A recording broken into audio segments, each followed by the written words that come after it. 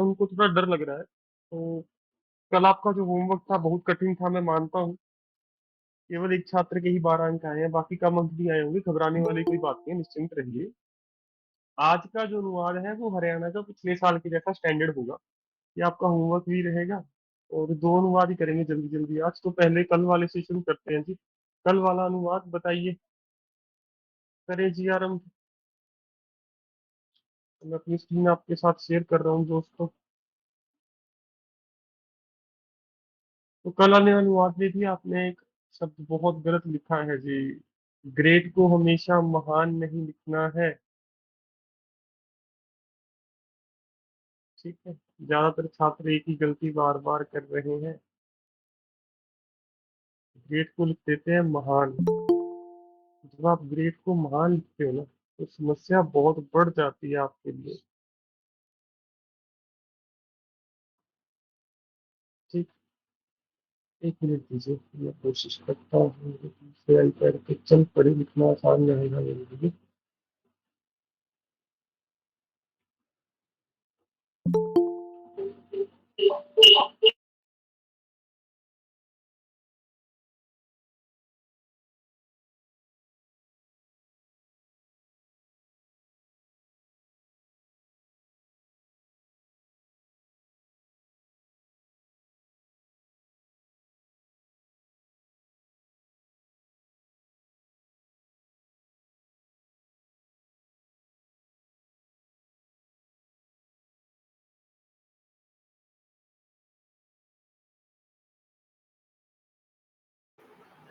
Sir आपकी आवाज़ नहीं आ रही।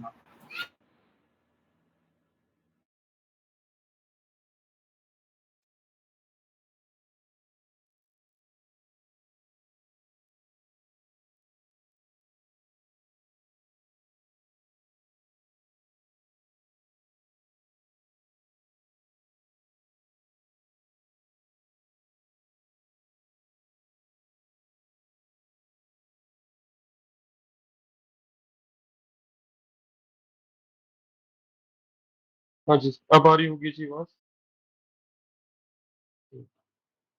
तो कल हमने किया था इन एंशियंट टाइम्स। वहां से शुरू करते हैं। जो आपका अनुवाद था वहां पे सब छात्रों ने एक गलती की थी भर भर के। मिस्र, इजिप्ट, ये शब्द लगभग सभी छात्रों की गलती देखे थे मैंने कल। तो कृपया इन शब्दों को गलत मत लिखिए।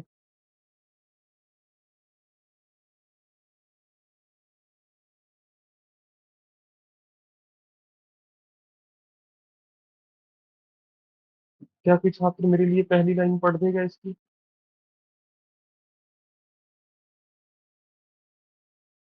क्या थी एक बार बता दीजिए। इस अनुवाद की पहली पंक्ति किसी को याद है? या आपने उत्तर लिखा, उत्तर बता दीजिए एक बार।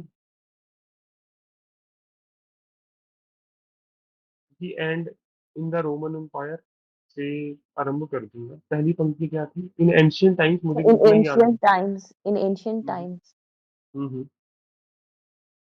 आगे ma'am. In most of the most civilized civilized like countries, hmm. for example, in Egypt, Iraq, India, China, and in the Rome Empire. बस रुको Roman रुको Empire. रुको। अधिकतम इन द मोस्ट क्या था? Civilized empire. countries, कंट्रीज है, रुकिए रुकिए। सभ्य देशों में। हाँ जी, आगे। for example, फॉर एग्जाम्पल, जैसे। हाँ जी। in Egypt, Egypt. इजिप्ट देखिए सभी।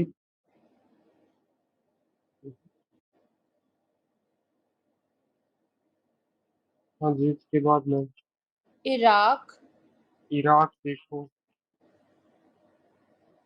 ईरान India, लिखा है आधे छात्रों ने।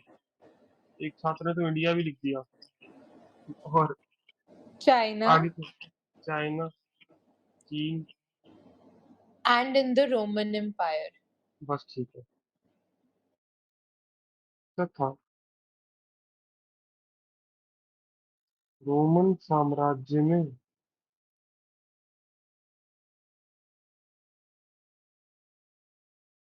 प्राचीन समय में अधिकतम सभ्य देशों में, जैसे इजिप्ट, इराक, भारत, चीन तथा रोमन साम्राज्य में? लिखिए। Many great irrigation works. तो मैनी ग्रेट इरिगेशन वर्क्स में ग्रेट यहाँ पे महान लिख रहे हैं सब। इरिगेशन वर्ग महान नहीं होता, महान व्यक्ति होता है। ये यहाँ पे ग्रेट का अर्थ क्या है? सबके होमवर्क में ठीक करने की कोशिश की है, जिनके नहीं किए वो कर लो। विशाल में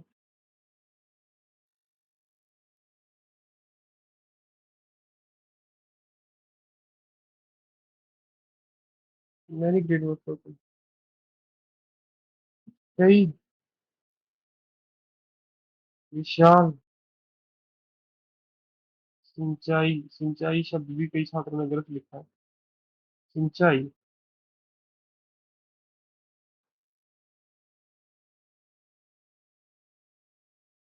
परियोजनाओं का निर्माण किया गया था। मुश्किल था, मैं मानता हूँ, पर कोशिश कीजिए, शब्द लिखने से पहले सोचिए कि सिंचाई का काम महान कैसे हो सकता है। महान तो मनुष्य हो सकता है, महान गाथा हो सकती है, महान कविता हो सकती है, पर कंस्ट्रक्शन विशाल होती है, निर्माण। ठीक है, अखिल जी प्रश्न पूछो। सर जैसे मैंने यहाँ पे गलती करी थी कि अधिकतम सभ्य देशों में लिख के अंत मैंने में पूछना है सर, मैं समझ गया।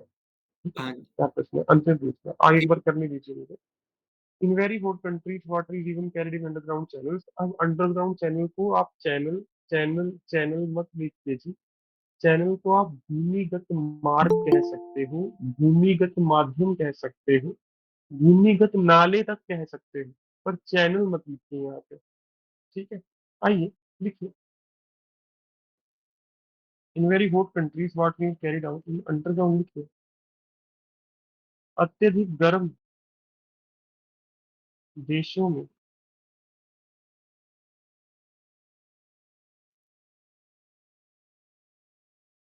अब गर्म चाहे ऐसे लिखो, चाहे ऐसे लिखो, दोनों ठीक है, पर एक ही लिखना है, वहां नहीं। दो कर रहे हैं आपने। अत्यधिक गर्म राष्ट्रों में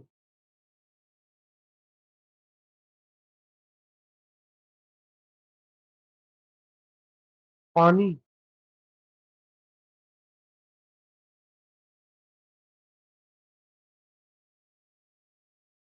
के गर्म होने पर वाष्पित होने से बचाने हेतु। अत्यधिक गर्म राष्ट्रों में पानी के गर्म होने पर वाष्पित होने से बचाने हेतु। ठीक है, ये वाक्य भी कई छात्रों ने इसको क्या कहते हैं, क्रम गलत बना दिया। स्ट्रक्चर, शब्द सारे ठीक है, क्रम गलत है, सीक्वेंस गलत है शब्दों की इस वाक्य में कई छात्रों की, इसका ध्यान रखिएगा। बचाने हेतु।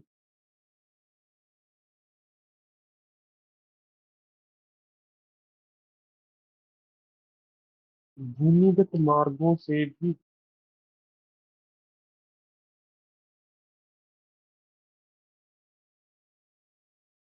ले जाया जाता था। Carried out.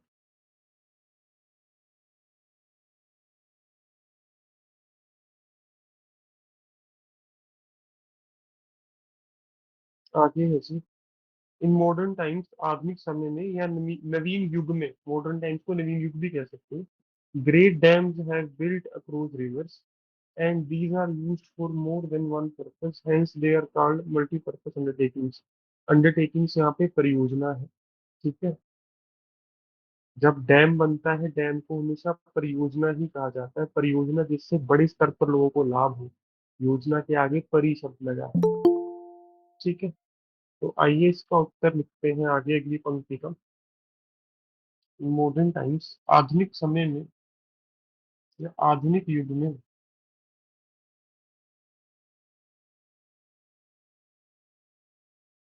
कॉमन।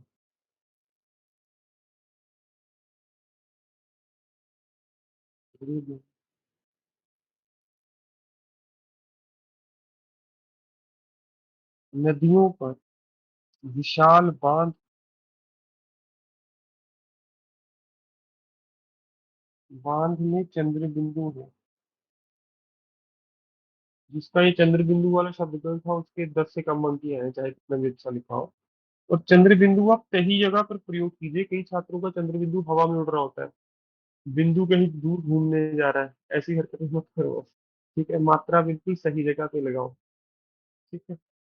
आधुनिक युग में नदियों पर विशाल बांध निर्मित है बिन किए गए हैं।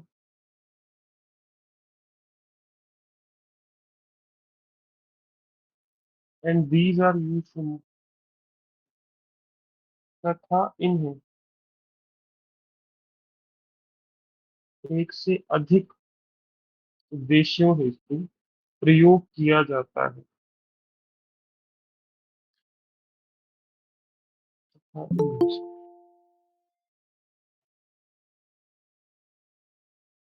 इन्हें एक से अधिक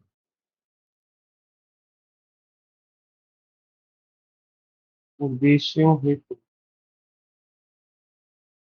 प्रयोग किया जाता है। Hence they are called multi-purpose undertaking। इसलिए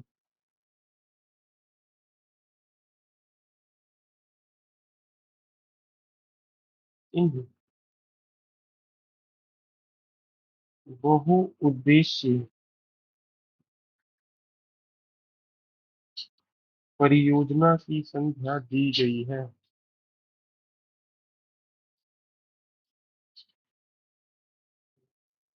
या दी जाती है या दी गई है, दोनों ठीक है। लिख लिया सबने? किसी का प्रश्न हो अखिल, अब पूछो, शाबाश। हाँ जी सर, मैं बस यही कह रहा था कि हमने फर्स्ट लाइन में जहाँ लिखा ना सभ्य देशों में, तो हम्म। फिर उसके बाद देशों का नाम लिख के दोबारा में लिखा है, तो मैंने दोबारा में नहीं लिखा था क्योंकि हमने पहले में लिख दिया ना।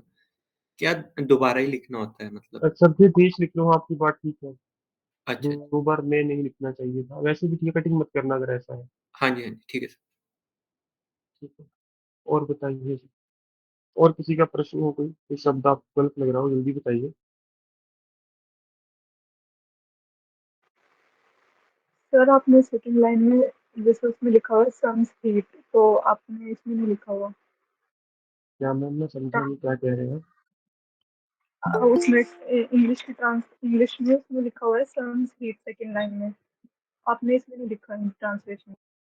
क्या नहीं लिखा मैम, समझ नहीं आ रहा मुझे, कौन सा शब्द कह रहे हो? सन, सनहीट? अच्छा, सूर्य की रोशनी से ना, भूल गया, कोई चिंता नहीं है, यदि मैं भूल गया तो मुझे माफ कीजिए। आपकी बात ठीक है, सूर्य की रोशनी आना चाहिए था यहाँ पे। ठीक है जी। मैंने गर्मी से वाष्पित होने हेतु लिखा, सूर्य की गर्मी आना चाहिए। बिल्कुल ठीक है।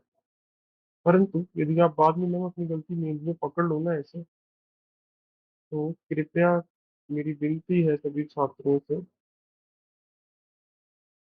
ऐसे करके कुछ मत करना एरो बना के बीच में। ठीक है। हाँ, यदि किस्मत अच्छी है, उधर भी जगह है, इधर भी थोड़ा स्पेस है, तो लिख सकते हो पानी के बाद सूर्य की गर्मी से। ठीक है, जैसे यहाँ पे मेरी किस्मत अच्छी है, ऐसे कर सकता था मैं। ठीक है। परंतु परीक्षा में ये मत करना। ठीक है, आपकी बात। भूपेंद्र जी, आपका प्रश्न जल्दी पूछिए। सर मैंने विशाल की जगह सर्वोच्च वर्ड का प्रयोग किया था, वो ठीक है? किसकी जगह? विशाल वर्ड की जगह सर्वोच्च। नहीं सर, वो गलत है सर। और बताइए जल्दी, तो मैंने हटाया होगा सर वहां से, नहीं किया तो आप हटा दो। कोई ना। सर आपने यहाँ पे लिखा है गर्म राष्ट्रों में पानी, तो यहाँ पे गर्म मौसम के राष्ट्रों नहीं लिख सकते? लिखो गर्म मौसम, लिखो, ठीक है। तो आपका चेक किया है सर मैंने होमवर्क? जी सर। गलत तो नहीं किया? नहीं सर। इतनी टेंशन ले रहे हो सर? नहीं सर, मैं वैसे पूछा था आपसे। छोड़ दो सर, आगे वैभव आपका प्रश्न। ठीक। सर, जी जी।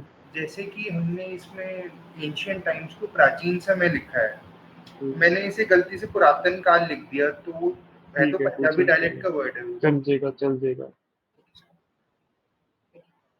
और चिंता रहो दोस्तों। Firstly, such dams help to prevent flood by controlling the amount of water which rushes down a river in the rainy season। अब आएगा बरसात। ज्यादातर लोगों ने, छात्रों ने मौसम मौसम लिखा है, ऋतु शब्द लिखिए। ऋतु शब्द पढ़ने में बड़ा अच्छा लगेगा उसको। लिखिए सर्वप्रथम। Firstly, such dams help to prevent floods.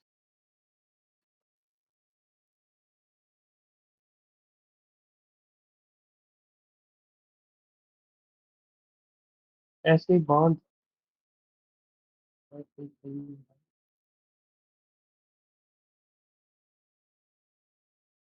वर्षा ऋतु में, ऐसे बांध वर्षा ऋतु में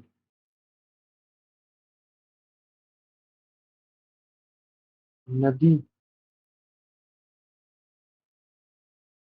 में,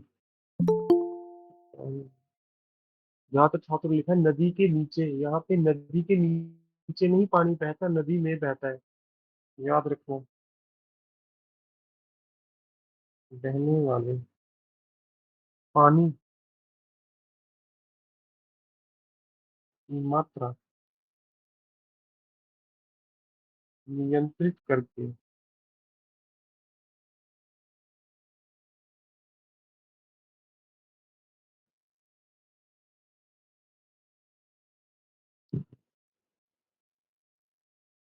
बाढ़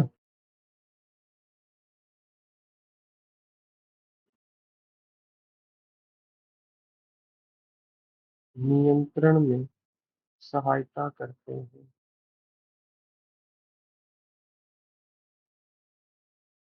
ठीक है जी।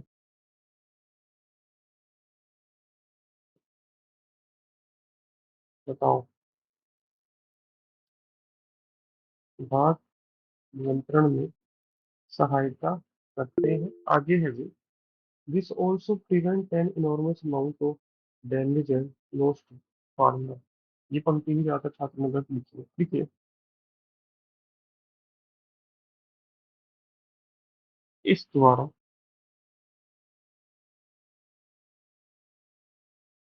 किसानों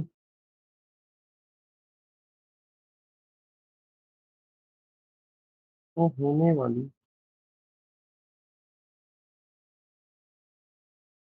इनॉर्मस अमाउंट ऑफ डैमेज, बहुत बड़ी क्षति एंड लॉस, तथा हानि से बचाया जा सकता है। अब कोशिश कर रहा हूँ कोई शब्द न छूटे।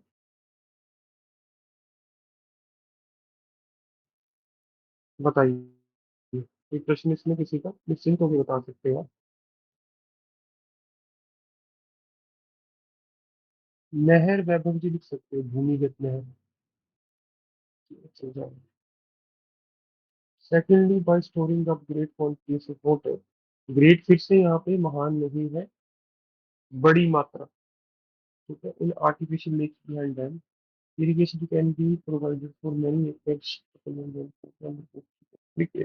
द्वितीय, द्वितीय शब्द यदि सही नहीं पता तो मत लिखिए। ठीक है, क्योंकि ज्यादातर छात्र ने शब्द गलत लिखा है। द्वितीय,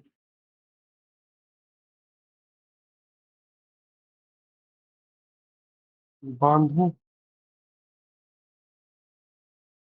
द्वितीय,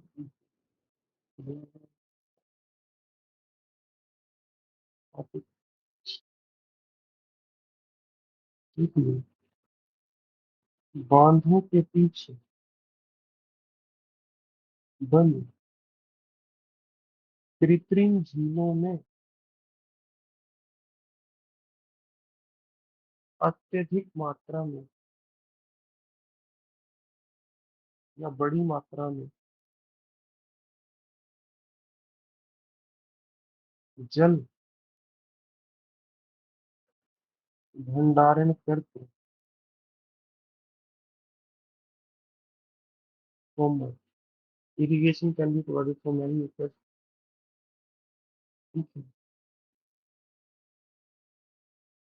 शुष्क ऋतु में भी शुष्क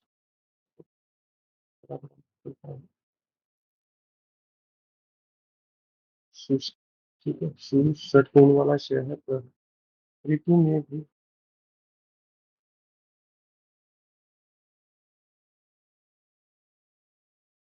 many acres। हिंदी में एकड़ ऐसे भूमि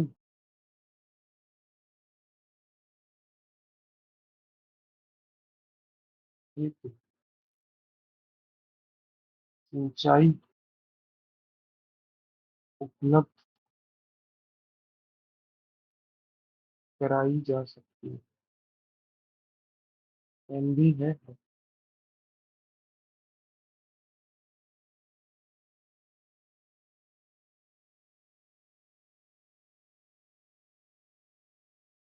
Home, so that crops can be grown where none would have been grown। So that ताकि ताकि में यदि आप बिंदु डालते हो वो पकड़ लेगा आप पंजाब से हो। ताकि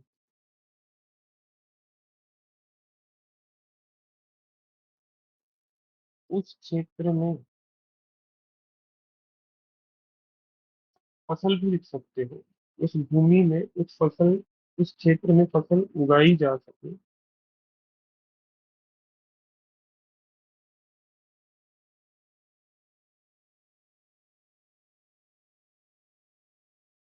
जहाँ पहले ऐसा नहीं हुआ।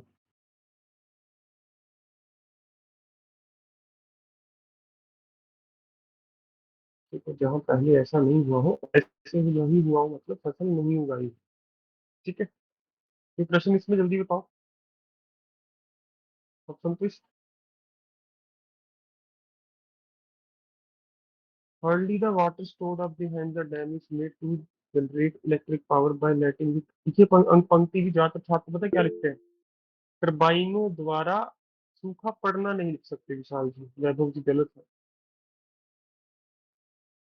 ज्यादातर छात्र ने यहाँ पे क्या लिखा? पानी पानी को टरबाइनों द्वारा चलाया जाता है। नहीं, टरबाइनों को पानी से चलाया जाता है। और आपके कई छात्रों के होमवर्क में ये गलत है। अंत में ऐसी छोटी सी गलती मत करना, सोच लेना। टरबाइन चलाई जाती है पानी से, ना कि टरबाइन से पानी चलाया जाता है। सहमत हो ना मेरे कहने से? समझ गए ना मैंने क्या कहा? पानी से टरबाइन चलाई जाएगी, ना कि टरबाइन से पानी। द्वितीय तृतीय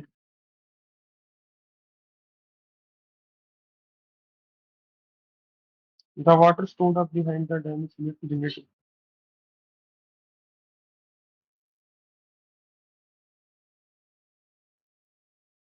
बांधों के पीछे एकत्रित। स्टोर्ड होता है एकत्रित, इकट्ठा नहीं लिखना। आप लोगों ने बहुत सारे इकट्ठा इकट्ठा लिखा भी गलत है। इकट्ठा ऐसे होता है जी, दो आधे ठ एक साथ नहीं लिखे जा सकते दोस्तों, ये संभव ही नहीं है हिंदी भाषा में। कभी आपने दो छ आए डेढ़ गुना नहीं देखे होंगे, दो कभी फ नहीं देखे होंगे। पता है क्यों है ऐसा किसी को?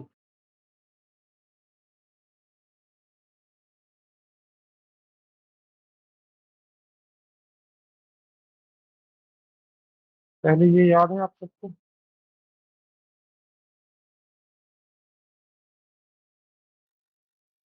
बताओ।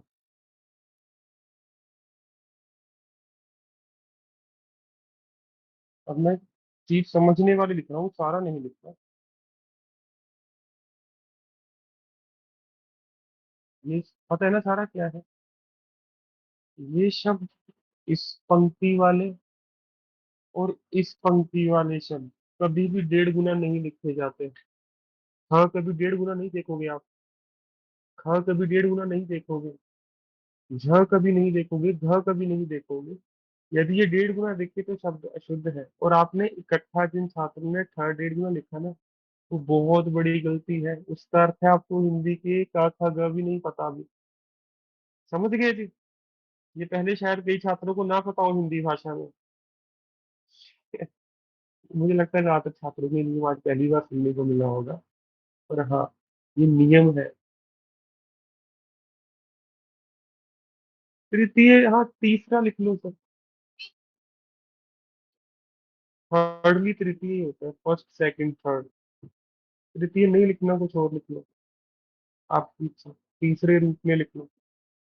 तो आशा करता हूँ आपको वो नियम समझ आया कि ये शब्द 1.5 गुना नहीं लिखने, वरना बहुत बड़ा कारण बन जाएगा आपकी समस्या का। सर मैंने कहा इसका प्रयोग बहुत कम किया जाता है, करने से बचे, पर अब लिख दिया कोई चिंता नहीं। आप तीसरे रूप में लिखो ना, क्या चिंता है। ठीक है। बांधों के पीछे एकत्रित करके।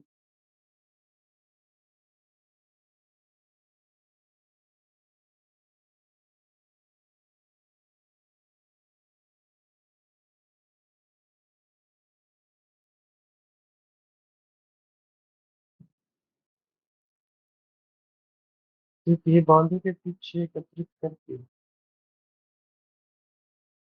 पानी द्वारा टरबाइन चलाकर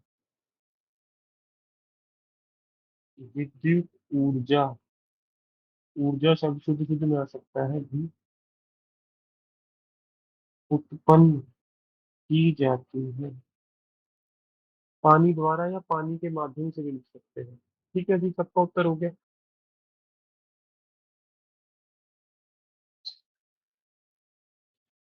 तो अगला में आपका होमवर्क शुरू हो रहा है जी। ये लीजिए, आपके पास है पूरे 12 मिनट, 15 ले लो। बहुत छोटा प्रश्न है, जल्दबाजी मत करना, फिर मैं भी इसका उत्तर करूंगा, तब कक्षा समाप्त होगी। कीजिए जी। आपका समय शुरू हो चुका है, 7:58 तक।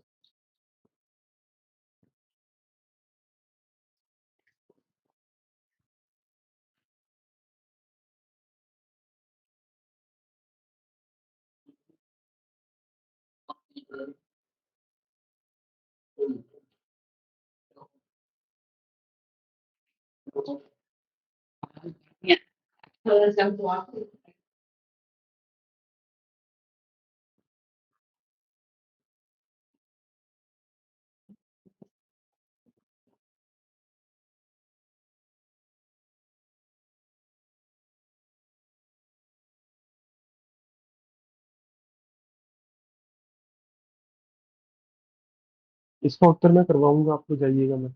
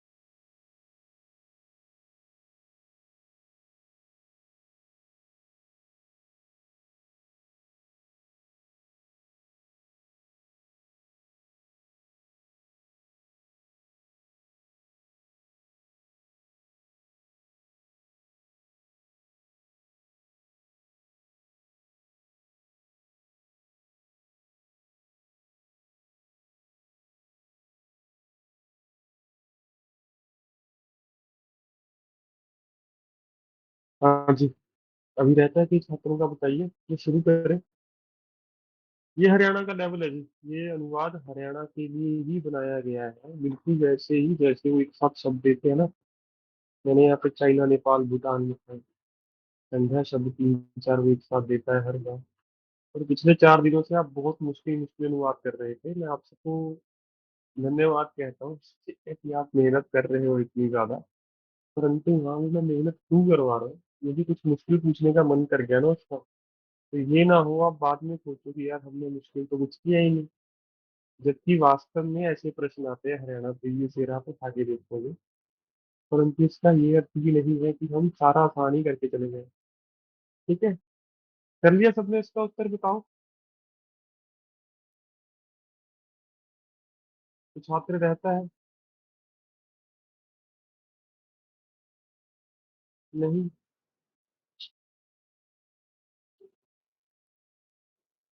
1 मिनट रह गया 15 मिनट होने में। वैसे 12 मिनट में भी किया जा सकता है। 3 में तो कर लिया था 12 मिनट में, मुझे याद है।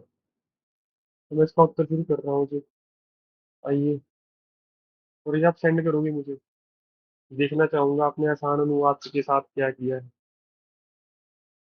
और आपको शायद हैरानी हो, जब आपकी मैं गलतियां बार बार देखता हूँ ना, टकरा जाता है मेरा सर। सारे एक ही गलती कर रहे हैं, एक ही गलती कर रहे हैं। ठीक है, और मेंस में भी ऐसे ही होता है कि वो 4 5 गलतियां पकड़ लेता है, फिर देखता है कि कौन कौन कर रहा है, कौन कौन नहीं कर रहा है। कोशिश कीजिए गलतियां कम करने की। India is 7th largest country by area and second most populous country in the world, situated in Asia. लिखो, एशिया में स्थित भारत।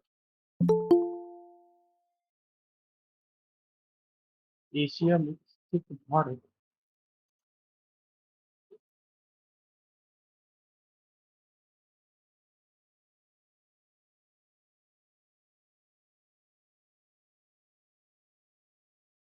कौन?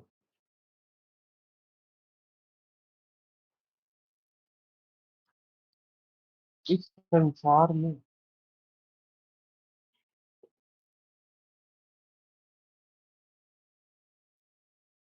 क्षेत्रफल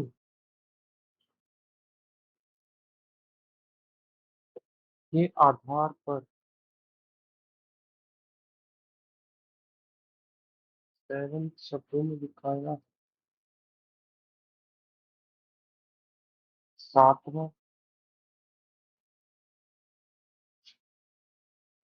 सबसे बड़ा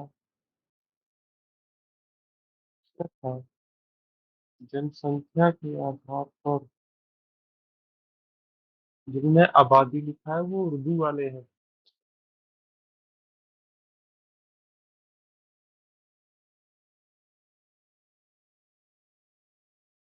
दूसरा सबसे बड़ा देश है। इससे सरल वाक्य नहीं बनाया जा सकता। यदि आपने कुछ आगे पीछे करा उसको पढ़ के देखो, आपके वाक्य का अर्थ कहीं ना कहीं निरार्थक हो रहा होगा। देखिए, आपको यहाँ पे एशिया में स्थित है अंत में लिख सकते हो, मैं मान गया, होमवर्क में चेक भी करूंगा। परंतु पढ़ने में इतना सरल नहीं है जैसे ये है। एशिया में स्थित भारत इस संसार में क्षेत्रफल के आधार पर 7वां सबसे बड़ा तथा जनसंख्या के आधार पर दूसरा सबसे बड़ा देश है। ठीक है जी, समझ आ रहा है? बताओ, एक बार में पढ़ती हुई गलती लग रही है मुझे, बता दीजिए।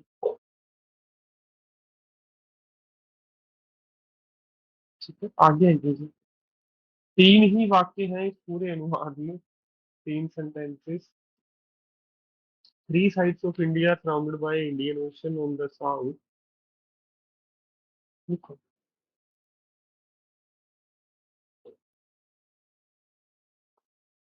भारत के 3 है।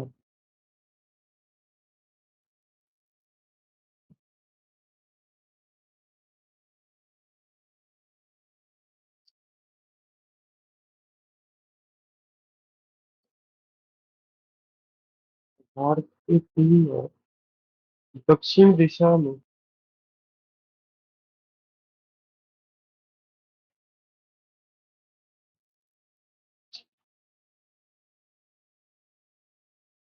हिंद महासागर,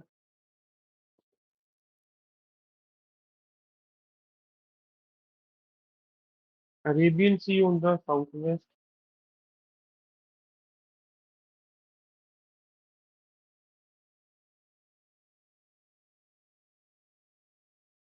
दक्षिण पश्चिम दिशा में,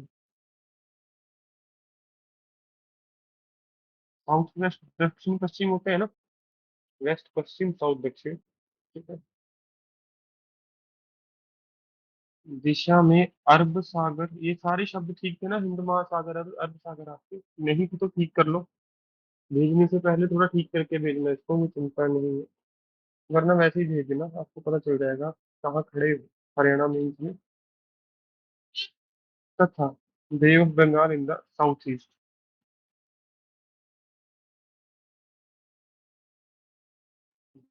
दक्षिण पूर्व में बंगाल की खाड़ी,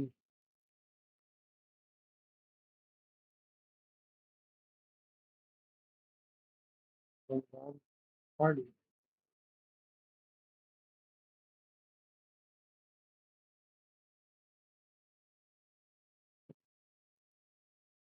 सराउंडेड है, से घिरा हुआ है, सिक्के से नहीं, अभी बात के खिलाफ नहीं हुआ है।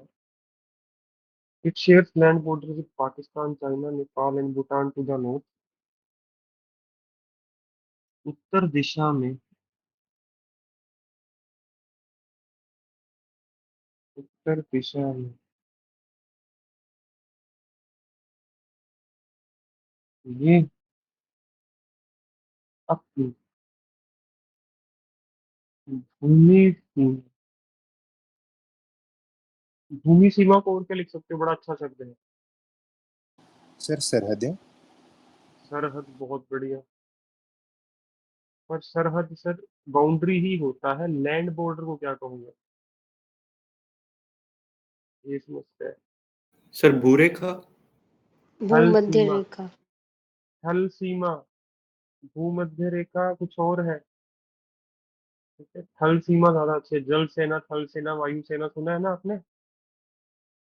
हाँ, तो भूमि सीमा के स्थान पर थल सीमा लिखते और भी अच्छा होता है, ये आपको बता रहा हूँ क्योंकि मुझे पता है कि छात्र ने भूमि सीमा लिखा है, कोई चिंता नहीं है, थल सीमा इससे भी अच्छा है। ये अपनी थल सीमा, पाकिस्तान,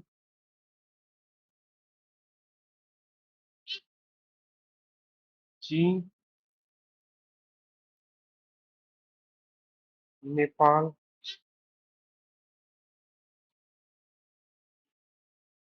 तथा भूटान,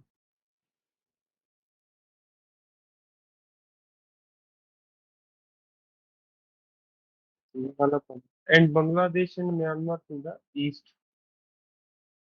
तथा पूर्व दिशा में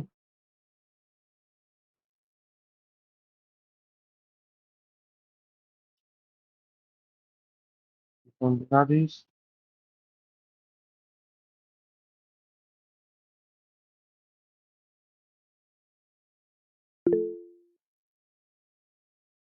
एवं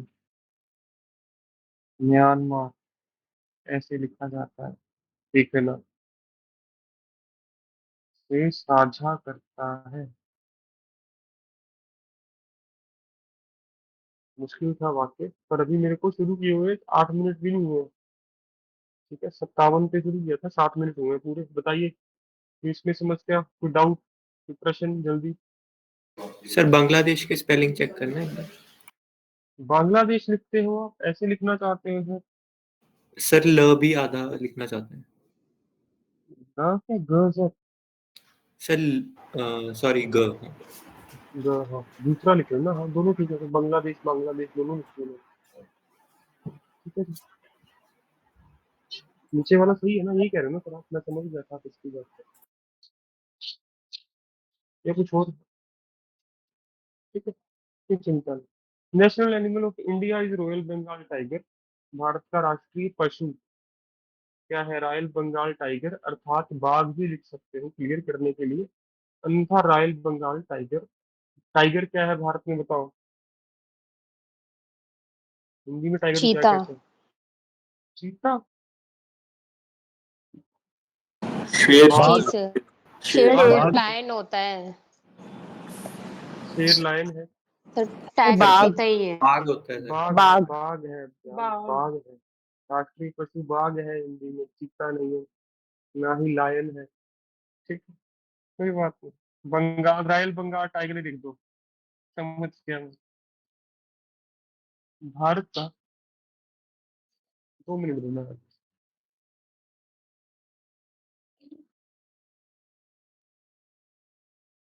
भारत का राष्ट्रीय पशु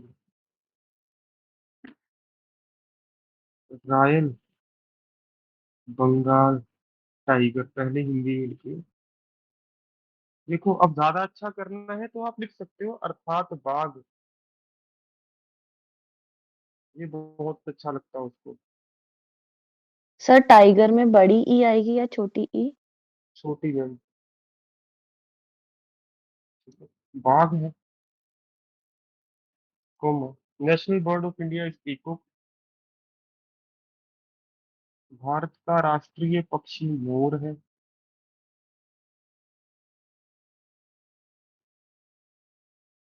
coma, national fruit of India is mango. Bharat का, ये तो आसान था, आखिरी बात थी। फल आम है।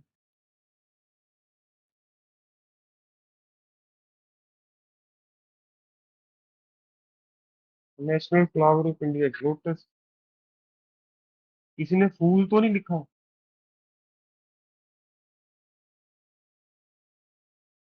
राष्ट्रीय फूल नहीं है जी, पुष्प है।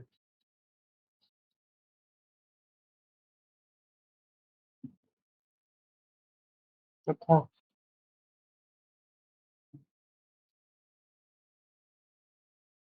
भारत के राष्ट्रीय गान का नाम, नेम लिखा है ना, भारत के राष्ट्रीय गान, राष्ट्रीय गीत नहीं होगा, जन गण मन है।